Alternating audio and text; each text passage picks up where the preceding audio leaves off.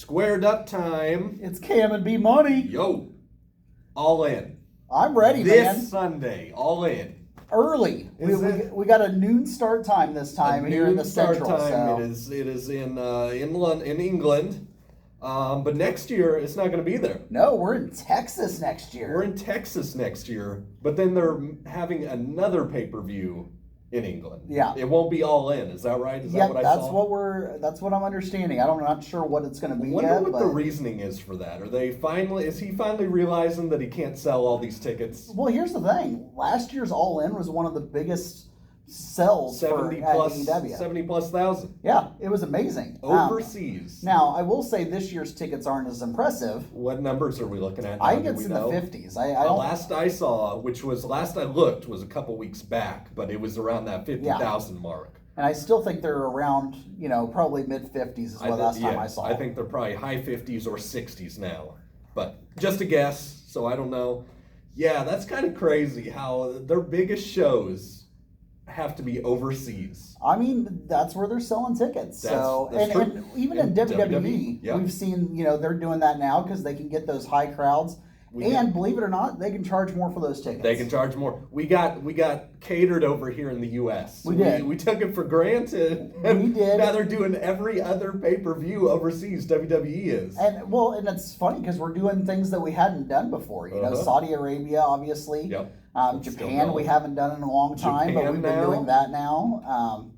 So WWE's venturing out into new Talks of WrestleMania, the big one, being somewhere else. I don't know that I like that one, but I'm not okay with that either. That don't sit well with me. No, don't sit well with me. I'm not okay with that one, I don't think. So All In this Sunday, guys. Make sure you start watching around 10 a.m. now if you're Midwest Central Time. Yep, 10 a.m. for the pre-show. 0 hour. Now, I gotta say, I'm not buying this pay-per-view. You're not? What? I don't think it's gonna be that great, and I'm gonna get into the details later. But I don't think we're going to see too many wild, crazy surprises happen here. And I'm on the other hand. I think we're going to see a lot of stuff that people aren't going to expect. You think there's a lot of title changes going down? I'm predicting at least 3. Whoa, all right. I've got a few, but... and you're going to be surprised, because some of my answers have changed since we last talked. Really? So okay. I think I'm going to hit you with a few surprises. I'm on board. What do you think about this dark match, huh? One dark match, guys, right now. One. I really think they could have put this on the regular show. And it's a heavy hitter in the women's division. Chris Statlander is probably one of the best female wrestlers out there. Right. And I don't understand why she's not more popular. Why are we doing a tag match with Stokely Hathaway, though? Can somebody explain? He's going to get in the ring, this guy? No, he's not. He ain't getting in the ring. No, he's not. The only way he's getting in the ring is if Chris Statlander just gets obliterated. Oh, God. She's just going to knock everybody out, and then he'll just get in the ring and get the pin, probably. It's going to be him, yeah. I'm kind of tired of the Willow Chris Statlander story. Like you said, she's so good that I think she's ready to be in those title shots. I do, too. I really think that, Chris Statlander deserves an AEW title shot. In my personal opinion, she's better than either women that are in this world title match. Oh, dang. The TBS or the TNT? No, the actual AEW Women's Championship. I love Toni Storm. But as a wrestler now, she's not as good. Her storyline is amazing, don't get me wrong. I just think as a wrestler, Chris Statlander's got it. Okay. Yeah, no, I definitely agree with you there. Toni has perfected in AEW the art of storytelling now. Oh, absolutely. She wasn't good at that in WWE, which they probably didn't give her the time, get her any quality stories. Now she's more she does quality in storytelling over quality in wrestling now with Toni. And I agree, but here's the thing. When she was in WWE, even in the women's classic tournament that they had, she was young. She was very young. She's still, how old is she, you think? I think she's late 20s, maybe? Late 20s, early 30s, probably? She's not that old. So the fact that she's perfected her craft at this point. Do you know who her boyfriend is, by the way? Well, side note, sorry. I don't actually. Last I checked, it was Juice Robinson. No joke. Juice Rock Robinson. hard? Rock hard Juice Robinson. All right. Okay. I can see that. I'm okay with that. Okay, I interrupted there. That just blew my mind. CJ Parker, man. Come on. Rock hard Juice Robinson. Oh. Yes. Whew. All right. I like that guy, by the way. I do like Rock hard, pretty man. He's intense. All right, you were saying that. So, yeah, I mean, she didn't get the chance to shine in WWE because she was so young. You know, she had that one persona for the longest time, and when she made it to the main roster, it just didn't work for her. It didn't work out, no. And WWE, especially at that time with Vince, was not big on trying to change things over unless it was necessary. A lot of layoffs were happening. COVID time, 2019, her last final run, WWE. So, yeah, we saw it. How long do you think it takes for her to do that curly 1920s hairdo?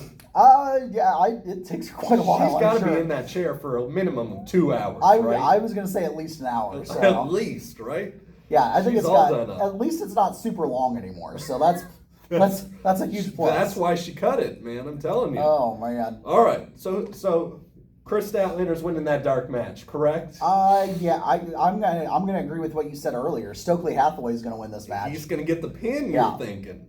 I think he's got to show some stuff. So. All right, I'm gonna start from the bottom up. Okay. We'll end the show with the one with the main event that everybody wants to know: Danielson versus Strickland. We'll end it with that, guys.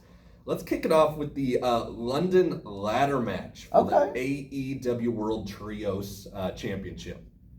So we have got the Bang Bang Gang, House of Black, the Patriarchy, Blackpool Combat Club plus Pac now? Plus Pac. Yeah.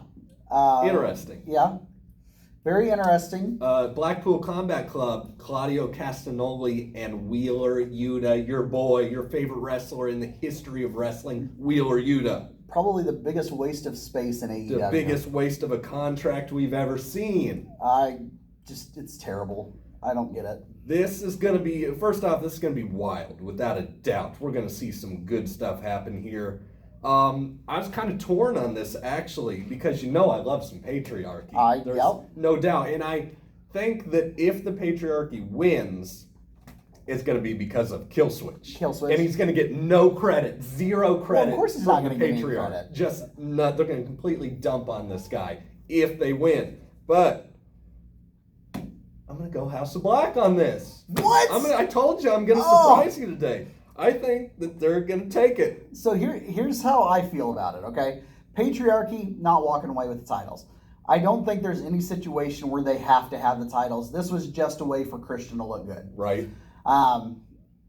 As far as the other two teams, we don't need Blackpool Combat Club to win, especially since it's not the full Blackpool Combat Club. Especially because Wheeler's in the mix. Yeah. And Pac's not even a member of the... I really feel like Pac's going to turn on these two because they're in London. Really? That's the only reason he's in this match is because it's in London. Well, that's true.